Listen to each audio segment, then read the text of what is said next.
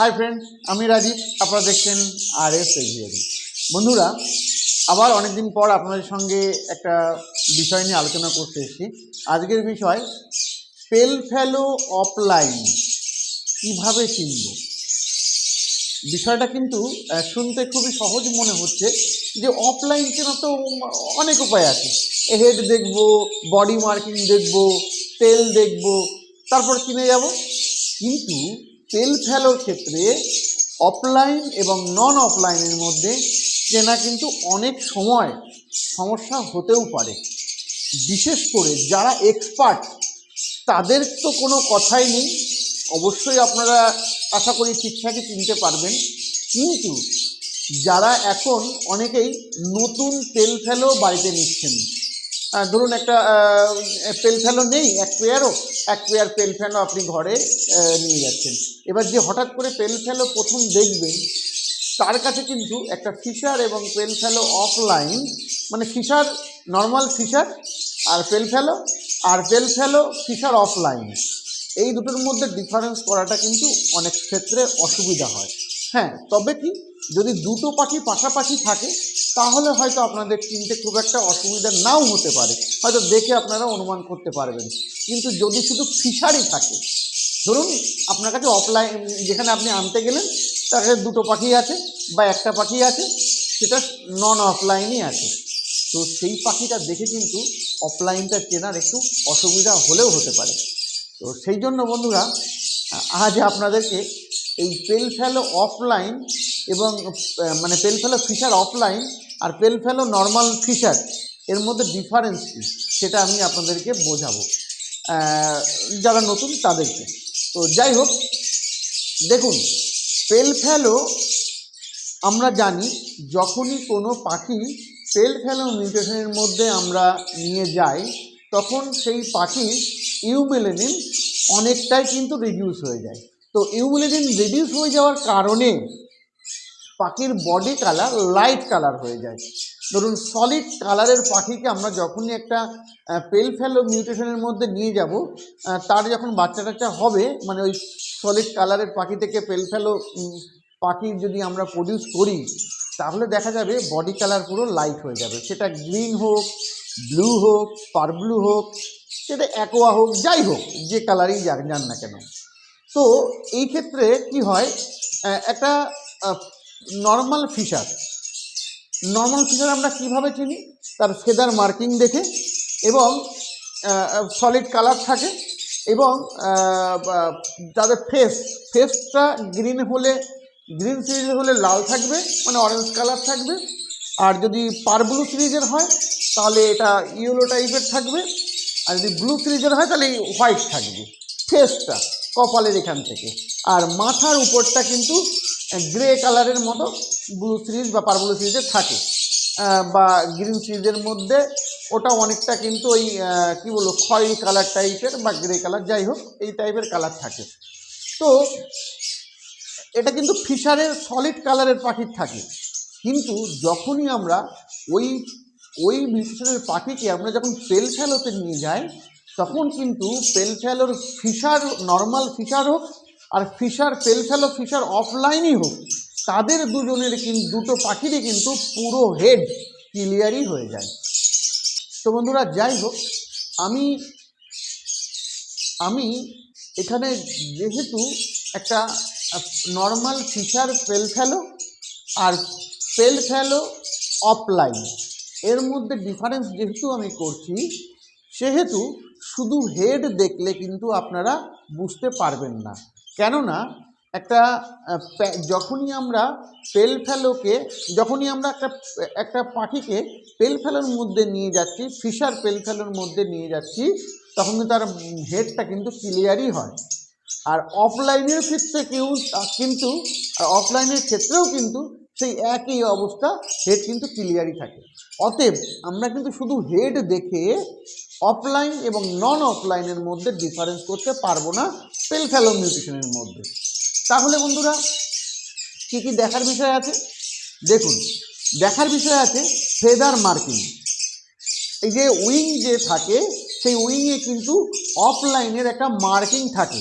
হ্যাঁ, এই মার্কিং কিন্তু অফলাইন পেল ফ্যালোর ক্ষেত্রে খুব ভালো কোয়ালিটির যদি পেল ফ্যালো হয়, বডি কালার যদি পারফেক্ট কালারের হয়, মানে ডার্ক কালারের হয় পেল ফ্যালো, তাহলেই কিন্তু সেই মার্কিংটা বোঝা যায়। কিন্তু অনেক পেল ফ্যালোই আছে অফলাইন হলেও বডি কালার কিন্তু মানে এই যে ওদের যে উইংয়ের উপরে যে যে আঁচা অফলাইনের ক্ষেত্রে যেটা হয়, সেই মার্কিং কিন্তু বোঝা যায় না। অতএব অনেক ক্ষেত্রে আমরা এই উইং দেখেও আমরা কিন্তু বুঝতে পারবো না। হ্যাঁ, যদি ভালো মার্কিংয়ের হয় তাহলে আপনারা উইংয়ে কিন্তু সেই স্পট যেটা অফলাইনের ক্ষেত্রে আঁচ যে স্পটটা সেটা কিন্তু বুঝতে পারবেন। তাহলে বন্ধুরা আরও কিছু দেখার বিষয় এখানে আছে। কি দেখার বিষয় আছে? দেখার বিষয় আছে লেজের মার্কিং, টেল মার্কিং। টেলটা যখনই আমরা খুলবো, আমরা জানি যে অফলাইনের ক্ষেত্রে টেলের যে কালার, সেখানে দুটো কালারই থাকবে, তিনটে কালার কিন্তু হবে না।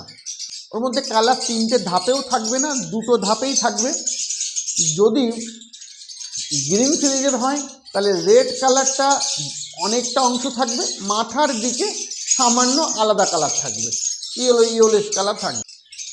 আর যদি ব্লু সিরিজের হয় তাহলে হোয়াইট কালারটা বেশিরভাগটাই থাকবে, মানে টেলের মাথার দিকটা সামান্য আলাদা কালার থাকবে।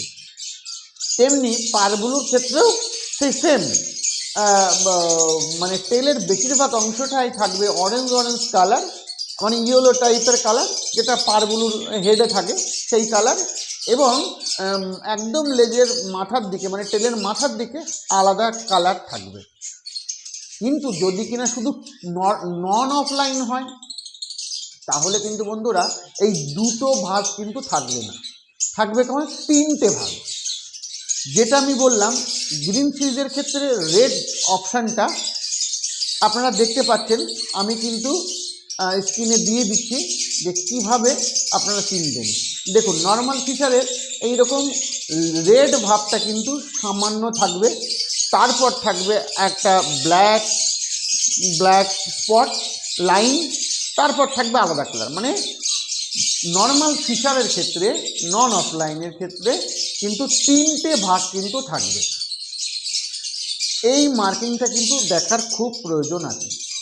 আর কি দেখবেন, আর একটা কিন্তু গুরুত্বপূর্ণ মার্কিং যেটা কিন্তু অফলাইন এবং নন অফলাইনকে কিন্তু ডিফারেন্ট করা যায়, সেটা হলো ঠিক লেজের গোড়ার দিকে, মানে পিঠের শেষ, লেজ যেখান থেকে শুরু তার উপরের দিকেই দেখবেন, মানে ওর একটা পাখিকে যখনই আপনারা ধরে উপরের উইং দুটোকে সরাবেন, তখন দেখবেন এই র্যাম্পের এই কালারটা কিন্তু ডিফারেন্ট হবে। ডিফারেন্ট বলতে ভায়োলেট কালারের থাকবে। দেখুন, একটা গ্রিন ফিচারের ক্ষেত্রেও ভায়োলেট থাকবে, ব্লু ফিচারের ক্ষেত্রেও ভায়োলেট থাকবে, পারব্লু ফিচারের ক্ষেত্রেও ওই র্যাম্পের ওখানকার কালারটা, লেজের গোড়ার কালারটা কিন্তু আলাদা হবে। কিন্তু বন্ধুরা এই যে ভায়োলেট যে ডার্ক কালারটা, এটা কিন্তু অফলাইনের ক্ষেত্রে থাকে না। অফলাইনের ক্ষেত্রে সামান্য কোনো ক্ষেত্রে সামান্য থাকে, কিন্তু এত ডার্কভাবে কিন্তু থাকে না। আপনারা দেখতে পাচ্ছেন স্ক্রিনে, আমি কিন্তু আপনাদেরকে ছবি দিয়ে আপনাদেরকে বোঝানোর চেষ্টা করছি। আশা করি আপনারা বুঝতে পারছেন। আজকের এই ভিডিওটা করার কারণ একটাই, সেটা হলো আপনারা পেল ফ্যালো নতুন ঘরে তুলছেন, যেন ঠকে না যান, তার জন্য আপনাদেরকে এই চেনানো।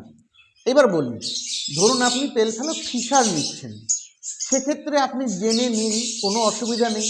পেল ফ্যালো ফিশারে, নর্মাল ফিশারের যা দাম, আপনি সেই দাম দিয়ে পেল ফ্যালো ফিশার আপনি নিন, কোনো অসুবিধা নেই।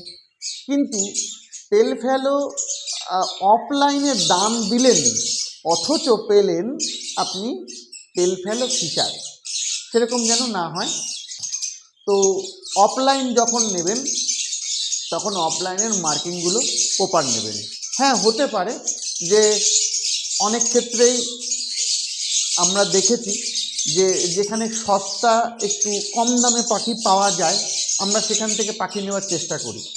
অ্যাকচুয়াল নেবেন না কেন, অবশ্যই যেখানে কম দামে পাওয়া যাবে সেখান থেকে অবশ্যই নিন, কিন্তু পাখিটা প্রপার আপনি যে মিউটেশনের কিনছেন সেই মিউটেশন আছে কি না সেটা অন্তত দেখে নিন। যদি কম দামে ভালো কিছু পাওয়া যায় অবশ্যই দিন। দেখুন, এটা তো আর গোল্ড নয় বা এমন কিছু জিনিস নয় যার দাম সবসময় একটা ফিক্সড রেটে চলছে সবসময় সব জায়গাতে। হ্যাঁ, এমন তো কিছু নয়, এটা তো পাখি। প্রত্যেকের ঘরে যারা পাখি বিক্রি করছে তাদের ঘরে প্রডিউস হচ্ছে, মানে বাচ্চা হচ্ছে, বিক্রি করছে। কেউ কম দামে দিতেই পারেন, এটা এমন কোনো ব্যাপার নয়। আমার পাখি আমি কম দামে দেবো, কার কী বলার আছে, কোনো অসুবিধা নেই, দিতেই পারেন। কিন্তু যারা কিনছেন কম দামে পেলেই যে সঙ্গে সঙ্গে সেখান থেকে নিয়ে নিতে হবে এমনটি নয় বন্ধুরা। আপনারা জাস্ট একটু দেখে নেবেন যে আপনারা যে পাখিটা যে নামে বা যে মিউটেশনের বলে আপনি কিনছেন সেই মিউটেশনের আছে কি না। যদি সেই মিউটেশনের থাকে এবং কম দামেও হয় এবং যদি ভালো কোয়ালিটির হয় অবশ্যই নিন। তো বন্ধুরা, আশা করি আপনারা আজকের যে বিষয় নিয়ে ভিডিও করলাম, যে ফিশার, পেলফ্যালো ফিশার এবং পেলফ্যালো অফলাইন এর মধ্যে ডিফারেন্স আশা করি আপনারা বুঝতে পারলেন। অন্তত ঠকে যাবেন না, অন্তত এই ভিডিওটা যদি পুরো দেখে থাকেন। আর আজকে আরেকটা বিষয় নিয়ে আমি কথা বলে রাখি জাস্ট। বন্ধুরা, আপনারা অনেকেই আমাকে কমেন্ট করছেন, বিভিন্ন জায়গাতে মেসেজ করছেন যে দাদা আপনি কি পাখি বিক্রি করেন, আপনি কি পাখি বিক্রি করেন, আপনার কাছ থেকে পাখি, তাহলে আপনার কাছ থেকে পাখি কিনবো। দেখুন, অনেকেই আমাকে সত্যি বলছি, অনেকেই অনেক দিন ধরে অনেকেই বিভিন্ন রকম এই কোশ্চেন কিন্তু আপনারা করেছেন। কারণ কোশ্চেন করাটা স্বাভাবিক। আমি কখনোই আমার পাখি বিক্রি করার জন্য এই ইউটিউব চ্যানেলে আমি কিন্তু ভিডিও দিই। তো যেহেতু আপনারা অনেকেই কৌতূহল আছে যে পাখি বিক্রি করলে আমি কখন করি, কি কি পাখি বিক্রি করি, তো যাই হোক, আমি এবার যেটা করব, আপনারা যারা পাখি চাইছেন তাদের জন্য আমি কিছু কিছু শর্ট ভিডিও, বা যদি এমন হয় যে একটা পেয়ার, ডিএনএ পেয়ার, এই পেয়ার একটা শর্ট ভিডিও করে, বা অনেকগুলো পাখি থাকলে তার একটা শর্ট ভিডিও, ব্যাপারটা হলো শর্ট ভিডিও করে আমি চ্যানেলে দেব। যারা পাখি কিনতে চাইছেন তারা দেখতেই পারেন। অন্তত এই কোশ্চেনটা আমাকে আর করবেন না যে দাদা আপনি কি পাখি বিক্রি করেন। হ্যাঁ, বিক্রি তো অবশ্যই করি। তো আমি এই চ্যানেলের ভিডিওগুলো, সেই ভিডিওগুলো করি না নর্মালি। তো সেই জন্য আমি তাদের জন্য আমি শর্ট ভিডিও করে আমি চ্যানেলে দেব। যাদের প্রয়োজন তারা আমার সাথে যোগাযোগ করতেই পারেন। তো বন্ধুরা, আপনারা সবাই ভালো থাকবেন আর আপনার পাখিগুলিকেও ভালো রাখবেন। নমস্কার।